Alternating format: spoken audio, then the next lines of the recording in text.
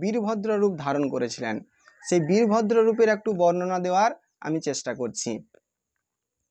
ভগবান শঙ্কর যখন জানতে পারলেন যে মা সতী দেবী প্রাণত্যাগ করেছেন, তো সেই সময় তিনি রাগে ক্রোধান্বিত হয়ে তার মস্তক থেকে জটাকে খুলে নিয়ে মৃত্তিকাতে আঘাত করলেন। তৎক্ষণাৎ সেখানে এক প্রকাণ্ড বিশাল দেহ আবির্ভাব হলো। তার ছিল সহস্র বাহু, তার সূর্যের উজ্জ্বলময় দীপ্তিময় ছিল 3টি নেত্র এবং অগ্নির মতো উজ্জ্বল তার কেশরাশি। তার ছিল সহস্র বাহুতে ছিল সহস্র অস্ত্র।